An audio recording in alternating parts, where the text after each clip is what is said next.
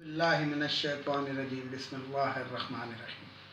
Viewers अस्सलाम वालेकुम। Viewers, मैं हूँ आपका मेज़बान सैयद अहमद समी और आप देख रहे हैं सैयद अहमद समी यूट्यूब चैनल। वीवर्स, बड़ी इम्पोर्टेंट खबरें हैं आज इस्लामाबाद से, और कल जैसे कि मैंने आपको बताया था तो इंशाल्लाह उसके बारे में मैंने आपको बताया था कि इस्टब्लिशमेंट और प्राइम मिनिस्टर के दरमियान में जिसे कहते हैं कि कोई इस किस्म की बात है और चपलश चल रही है, और इसका जो फ़ायदा है वो पीडीएम जो है वो उसको तवातर के साथ जिसे कहते हैं फैला रहे हैं ताकि वो इसका कोई फ़ायदा हासिल कर सकें। इनके चोर दरवाज़े से इक़्तिदार में आने के लिए वो इस किस्म का एक बयानिया जो था अपने लेपालक सहाफ़ी और ये जो उनका सोशल मीडिया सेल है इसके तवस्सुत से फैला रहे थे, तो उसके बारे में मैं आपसे बात करूंगा। लेकिन सबसे पहले आज शाहिद खाकान अब्बासी साहब ने एक प्रेस कॉन्फ्रेंस की। प्रेस कॉन्फ्रेंस क्या दी थी, कुछ सहाफ़ियों को खड़ा करके उनके सवालों के जवाब दे रहे थे। प्रेस कॉन्फ्रेंस तो और ही होती है, कोई तरीका भी और होता है। तो उसके अंदर मैं सारी प्रेस कॉन्फ्रेंस की नहीं, मैं सिर्फ चंद नुकात की बात करूँ। उसके अंदर उन्होंने कहा कि जनाब सबसे पहले जो था वो एक आर्डर किया कि जनाब हम इंडिया से कपास और चीनी लेंगे, और उसके बाद जनाब उस पर यू टर्न ले लिया। तो मुझे ये समझ नहीं आता, ये जो बोंगा वज़ीर आज़म, देखें पाकिस्तान की किस्मत देखें कि इस किस्म के लोग भी वज़ीर आज़म रहे हैं पाकिस्तान के।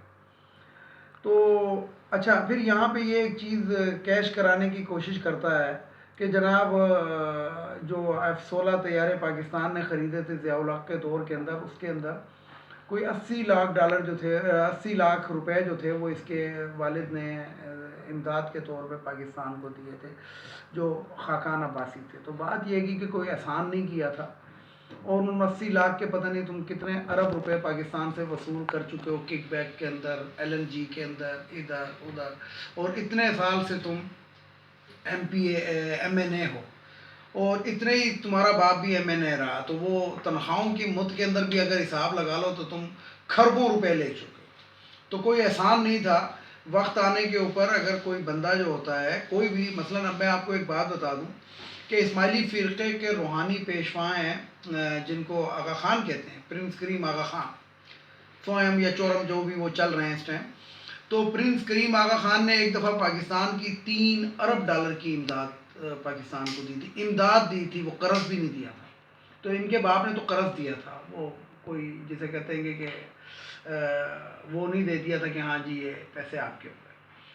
तो बात ये है कि ये जो बोंगा है, क्योंकि आपने अंदाज़ा लगाया होगा कि तोतला तो ये है ही, तो ये जो मियाँ तोतले थे तो ये बात कर रहे हैं। तो बात ऐसी है कि पार्लियामेंट की बालादस्ती इसी को ही कहते हैं, इसी को पार्लियामेंट की बालादस्ती कहते हैं कि तमाम वज़ीर, तमाम मुशीर जो थे वो एक जगह पर जमा हुए, जिसे कहते हैं कि इजलास हुआ हुकूमती उसका, और उसके अंदर जो कसरत राय, इसको दिस इज़ कॉल्ड डेमोक्रेसी।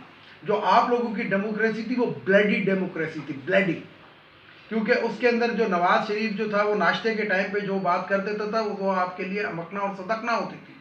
और आप तो वज़ीर आज़म बनने के बाद खुद कहते रहे कि मेरा वज़ीर आज़म तो नवाज शरीफ है, यानी कि तुम तो वज़ीर आज़म होते हुए भी वज़ीर आज़म नहीं थे। तो मेरा ख्याल है कि इसके ऊपर जो ये सियासत, गंदी सियासत जिसको कहते हैं, ये गंदी सियासत जो कर रहे हैं, ये सियासतदान कहने के हकदार नहीं।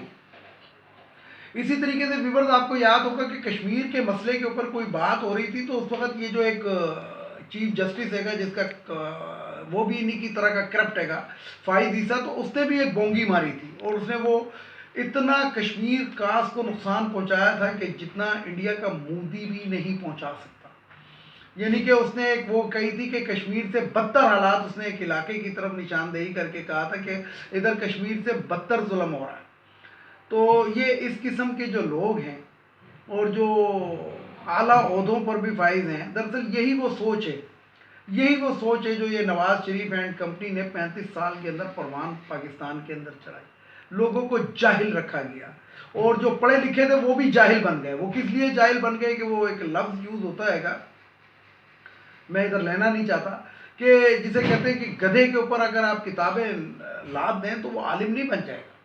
تو یہی حال ان لوگوں کا ہے کہ یہ اتنی اتنی دفعہ ایم این اے رہے ہیں اور اعلیٰ عہدوں پہ، اعلیٰ ڈیوٹیوں پہ، اعلیٰ وزارتوں پہ یہ فائز رہے ہیں، اور اس کے باوجود ان کی سوچ اتنی جسے کہتے ہیں کہ تھرڈ کلاس ہے کہ یہی پاکستان کا المیہ ہے کہ پاکستان کے اوپر نااہل، نالائق اور ناہنجار قسم کے لوگ جو حکومت کرتے رہے، 35 سال کے قریب حکومت کرتے رہے، انہوں نے اس ملک کا بیڑا غرق کیا. انڈیا کے اندر ایک وفاقی وزیر ریلوے بنتا ہے، یاد ہوگا آپ کو، بڑا مشہور و معروف ہے، میرے ذہن میں اس ٹائم اس کا نام نہیں آ رہا. تو وہ بالکل ان پڑھ تھا، لیکن اس نے ریلوے کو کہاں سے کہاں پہنچا دیا تھا. یہ ایک سوچنے کی بات ہے. اور ہمارے جو ہوا باز جن کی ذاتی ایئر لائن چلتی ہے ایئر بلو کے نام سے، وہ جب وزیر اعظم بنتے ہیں اور وزیر اعظم سے پہلے جو ہوا بازی کے وزیر بنتے ہیں جسے کہتے ہیں گے، تو وہ پی آئی اے کا بیڑا غرق کر دیتے ہیں. تو یہ ہمارے ملک کا المیہ ہے اور کوئی المیہ نہیں ہے. تو یہ جو شاہد خاقان عباسی صاحب ہیں، ان کو میں یہی کہوں گا کہ آپ وزیر اعظم رہے، جب آپ وزیر اعظم رہے تو یہ بتائیں کہ آپ نے کتنی اصلاحات کی. آج جو آپ سڑکوں پہ کھڑے ہو کے در بدر اور جسے کہتے ہیں کہ لوگوں کو دھمکیاں دیتے ہو کہ میری عمر اتنی ہے اور آ جائے انشاءاللہ میرے مقابلے میں اسٹیچر پہ ہی جائے گا، تو میں آپ کو ایک بات بتاؤں، کسی منچلے نے پھر کہا بھی تھا کہ آ جاؤ، تو پھر یہ آئے نہیں تھے. میں جوتا بھی ان کو پڑا تھا اور اس نے کہا تھا کہ آؤ، تو پھر یہ آئے نہیں تھے. اور جو لوگ ایسے بھڑکے مارتے ہیں وہ آتے نہیں ہیں. تو آج میں یہ لیپ ٹاپ کے اوپر اپنے ذرا سوشل میڈیا کو دیکھ رہا تھا، تو اس کے اندر جسے کہتے ہیں کہ میں ایک نون لیگ کا ایک جو میڈیا سیل ہے، اس کا ایک شخص ہے، اس کے ساتھ میں ان کنٹیکٹ رہتا ہوں کبھی کبھار. تو آج اس نے ایک ویڈیو جو تھی وہ وائرل کی کہ عمران خان کو کہیں کہ ذرا گلیوں کے اندر بغیر پروٹوکول کے آ کے دکھاؤ. تو بات یہ ہے کہ بغیر پروٹوکول کے ذرا مریم کو کہو کہ گلو بٹوں کے بغیر ذرا کسی بھی گلی میں آ کے دکھائے. شاہد خاقان عباسی کو کہو، اور چھوڑے باقی یہ تو ذرا اچھے لیڈر ہیں. تم ذرا جاوید لطیف کو تو کہو نا کہ کسی گلی میں آ کر دکھائے، پنڈی کی، اسلام آباد کی، یا کسی بھی جگہ کی، لاہور کی، بغیر گلو بٹوں کے. تو پھر موٹر سائیکل کے اوپر بھاگا تھا جاوید لطیف، یہ آپ کو یاد ہوگا، اپنے حلقے سے اور اپنے علاقے سے موٹر سائیکل کے اوپر بیٹھ کے بھاگا تھا. تو بات یہ ہے کہ ویورز، میں آپ کو یہ کہوں کہ ان لوگوں کی باتوں پہ کان مت دھریں اور اپنے ملک کی خیر خواہی کی دعا کیا کریں، بدخواہی نہ کریں. اب آتے ہیں ذرا اسلام آباد کی خبر کی جانب، جو میں نے آپ کو کہا کہ اسلام آباد سے بھی بہت خبریں ہیں. تو بات یہ کہ کل جیسے میں نے آپ کو اپنی ویڈیو کے اندر بتایا تھا کہ شاید اسٹیبلشمنٹ، بلکہ میں کھل کے بات کرتے تو اسٹیبلشمنٹ سے مراد جو ہوتی ہے، جو یعنی کہ جو یا طاقتور حلقے جہاں پہ لفظ یوز آئے، تو اس سے مراد پاکستان آرمی ہوتی ہے. تو ایک نیگیٹو پھیلایا جا رہا تھا کہ جناب آرمی چیف کے اور عمران خان کے تعلقات خراب ہو گئے، اور آرمی چیف کی اور شہباز شریف کی ملاقات ہو گئی ہے، اور آرمی چیف نے باقاعدہ شہباز شریف کو جسے کہتے ہیں کہ گرین سگنل دے دیا ہے. تو میں نے آپ کو جیسے کہ کل بتایا تھا کہ میں اپنے ذرائع سے معلومات حاصل کرنے کی کوشش کر رہا ہوں، لیکن مجھے جسے کہتے ہیں کہ وہ نہیں ہے. اور میں نے اس میں یہ بھی کہا تھا کہ اگر آرمی چیف نے شہباز شریف سے ملاقات کی تو غلط کی.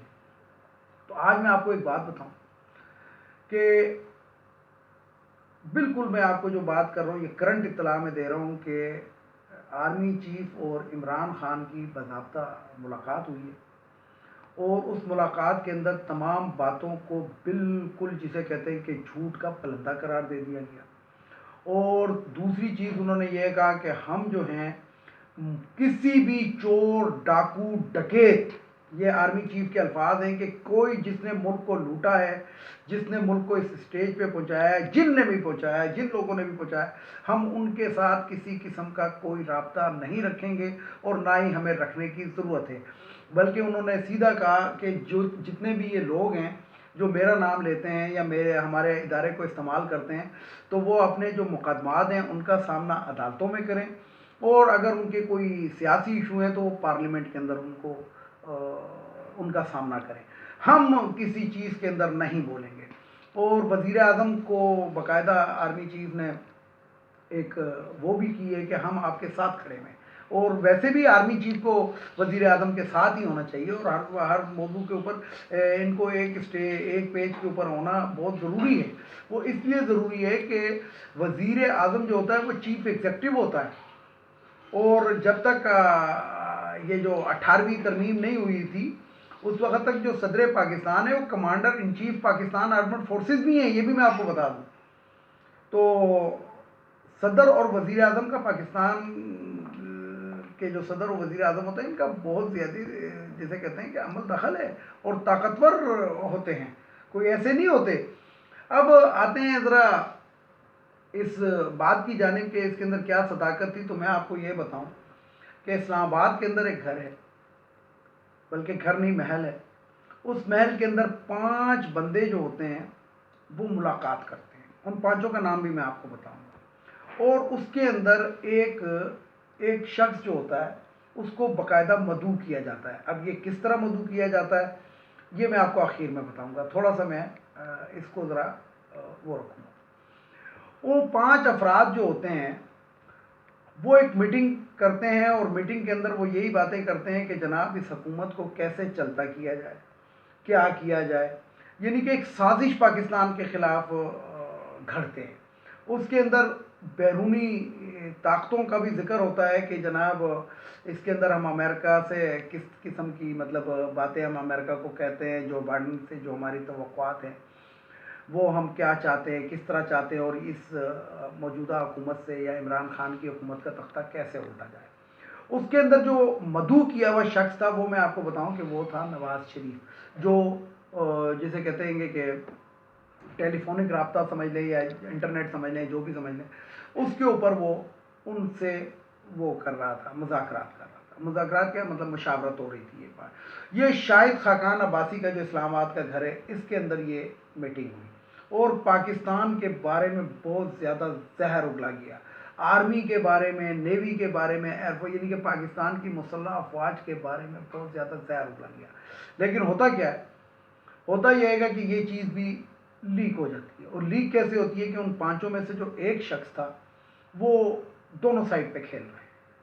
یعنی کہ اس کی جو وہ جب فیلڈنگ کے اندر ہوتا ہے تو کیچ ڈراپ کرتا رہتا ہے، اور جب بیٹنگ میں ہوتا ہے تو وہ صرف اسٹاپ ہی کرتا رہتا ہے، گیندیں ضائع کرتا رہتا ہے. یعنی کہ وہ دونوں سائڈ پہ کھیل رہا ہے.